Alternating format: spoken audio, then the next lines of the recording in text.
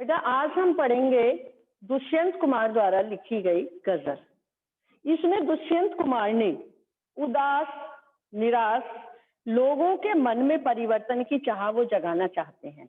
वो चाहते हैं कि परिवर्तन हो जिससे उन्हें उनका अधिकार मिल सके।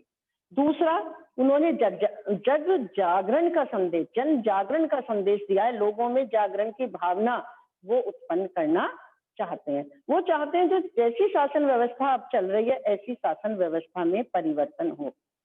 कवि का मानना है कि आजादी के बाद उसने सोचा था कि हर घर में रोशनी होगी। रोशनी का मतलब सुख सुविधा उपलब्ध होगी हर घर को। लेकिन अब वो देखते हैं, वो आज की वर्तमान स्थिति से दुखी हैं।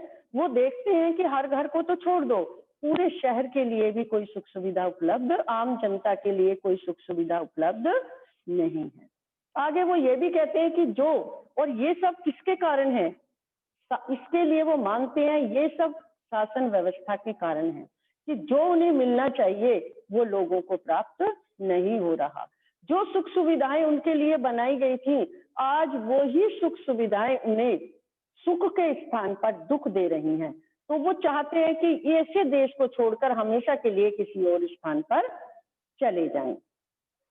यहाँ पर हर हालत में कवि दुष्यंत लोगों में वर्तमान शासन व्यवस्था के प्रति विरोध की भावना जागृत करना चाहता है।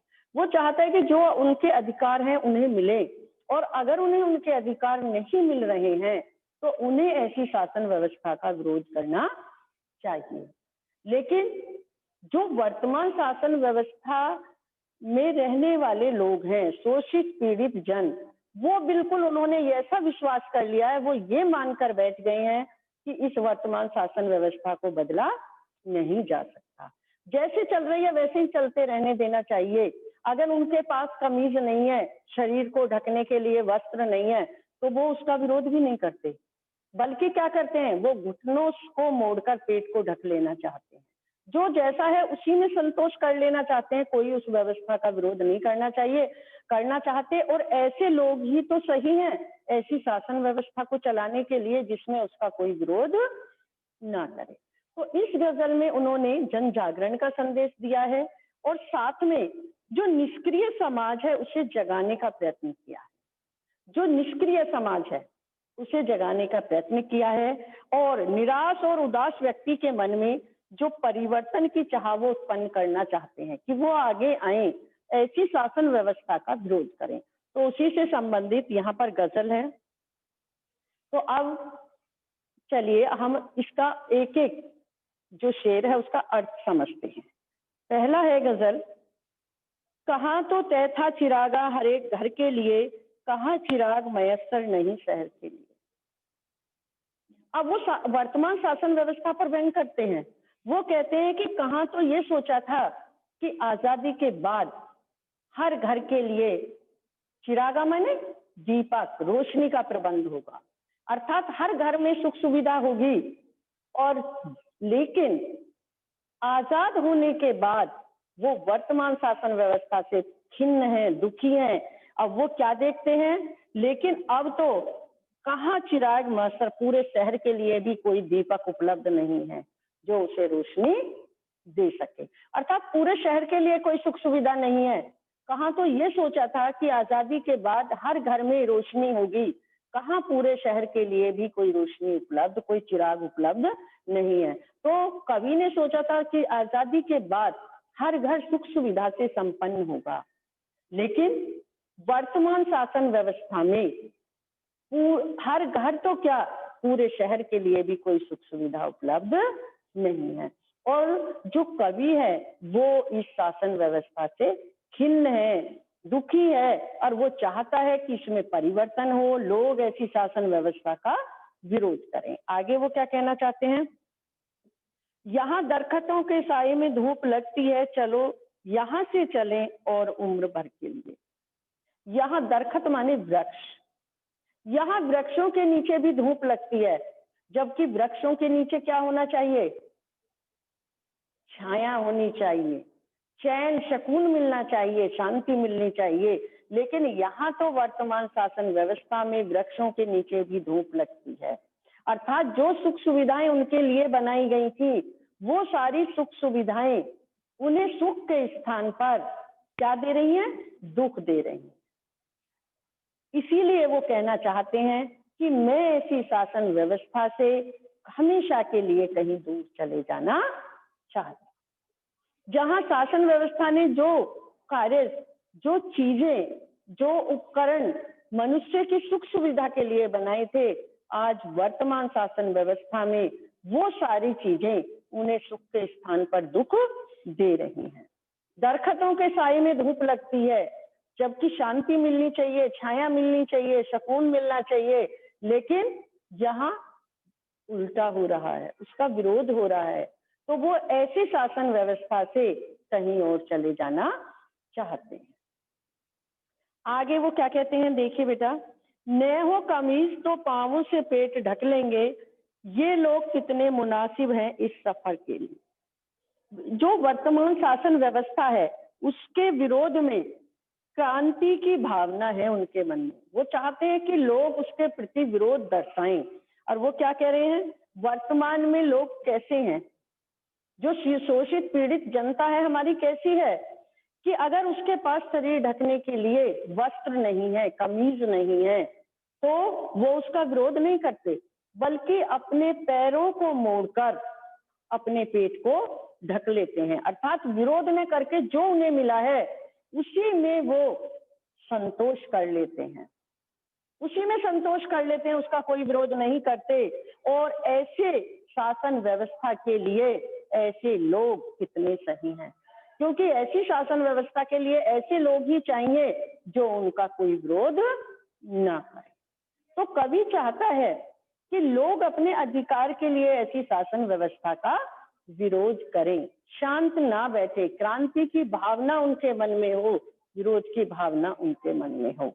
आगे देखिए, खुदा नहीं न सही आदमी का ख्वाब सही, कोई हसीन नजारा तो है नजर के लिए। वो कहते हैं खुदा नहीं, ईश्वर। ईश्वर को भी मनुष्य ने क्या माना है, अपने खुदा। वो कहते हैं खुदा नहीं, ईश्वर। कुछ लोग ईश्वर को मानते हैं और कुछ लोग ईश्वर को नहीं मानते। तो वो कहते हैं ईश्वर नहीं है ना सही, लेकिन उनके आदमी का एक कल्पना है, एक सपना है कि ईश्वर है, उसने ये मान रखा है। और अपने समय को व्यतीत करने के लिए उसकी आंखों में कोई सुंदर सुहावना दृश्य तो है कि ईश्वर है, जिसके सहारे, इस कल्पना के सहारे उसका समय व्यतीत हो जाता है। ईश्वर नहीं है न सही, केवल मनुष्य का एक सपना है, एक कल्पना है। लेकिन ये इस कल्पना के सहारे, इस सुंदर और आकर्षक दृश्य के सहारे जो उनकी नजरों में है कि ईश्वर है, उनका समय व्यतीत हो जाता है। आगे उन्होंने क्या कहा है, वे मुतमईन है कि पत्थर पिघल नहीं सकता, मैं बेकरार हूं आवाज में असर के लिए। वे किसके लिए आया है, शोषित पीड़ित जनों के लिए, आम जनता के लिए, कि वो विश्वस्त हैं, उन्हें ये विश्वास हो गया है कि इस शासन व्यवस्था को बदला नहीं जा सकता। उन्हें यह विश्वास हो गया है कि वर्तमान शासन व्यवस्था को बदला नहीं जा सकता। लेकिन मैं हर एक आम आदमी के स्वर में क्रांति की भावना हो, इसके लिए बेकरार हूं।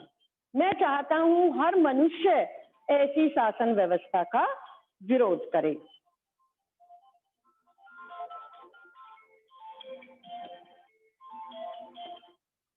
ऐसी शासन व्यवस्था का विरोध करे कि वो लोग तो ये मानकर बैठ गए हैं, आम जनता, शोषित पीड़ित लोग ये मानकर बैठ गए हैं कि जो वर्तमान शासन व्यवस्था है उसे बदला नहीं जा सकता, उन्हें विश्वास हो गया है। लेकिन मैं इस बात को मानने वाला हूं कि इस वर्तमान शासन व्यवस्था को भी बदला जा सकता है यदि आवाज में दम है, असर है।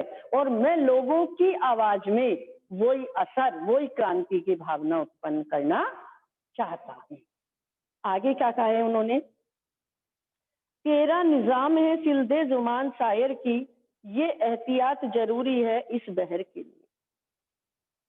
वो क्या कहना चाहते हैं, तेरा निजाम माने शासन, वर्तमान शासन व्यवस्था की ओर संकेत है क्योंकि शासन व्यवस्था को क्या चाहिए कि कोई भी उसका विरोध ना करे। तो कोई भी अगर शायर भी उसका विरोध करता है अपनी कविता के द्वारा, शायरी के द्वारा, तो वो उसकी कविताओं को ही बंद कर देते हैं, जवान को शिल देते हैं, कविताओं को ही बंद कर देते हैं, क्योंकि ऐसी शासन व्यवस्था के लिए ऐसा करना बहुत जरूरी है।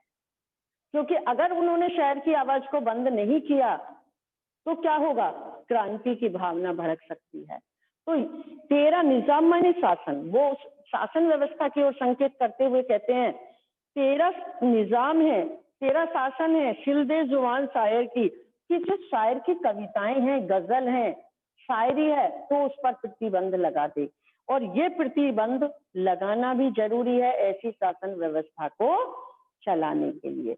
अगर ऐसी शासन व्यवस्था चलाने है तो ये प्रतिबंध लगाना भी जरूरी है ताकि कोई उसका विरोध ना करे। आगे अंतिम उसमें उन्होंने क्या कहा है शेर में, जिए तो अपने बगीचे में गुलमोहर के तले, मरे तो गैर की गलियों में गुलमोहर के लिए। तो हमारा धर्म क्या बताता है, हमारा धर्म तो यही बताता है कि यदि हम अपने बगीचे में जिए, वो क्या कह रहे हैं, हमारा धर्म क्या कहता है, हमारा धर्म यही कहता है कि यदि हम अपने बगीचे में जिए तो गुलमोहर के लिए, गुलमोहर माने अपने लोगों के बीच अपने लोगों की भलाई के लिए जिए। ठीक है,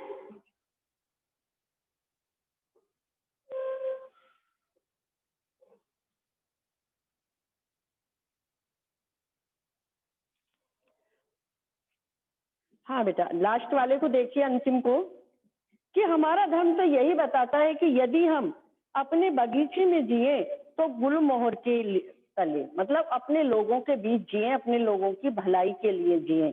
और यदि गैर की गलियों में भी मरे, अपने देश से अलग भी हम कहीं मरे, तो भी हमारा जो हमारा कार्य है वो क्या होना चाहिए, मानवीय मूल्यों से युक्त, मानवीय मूल्यों से युक्त कार्य के करते हुए हमारा जीवन व्यतीत हो, ऐसा हम चाहते हैं।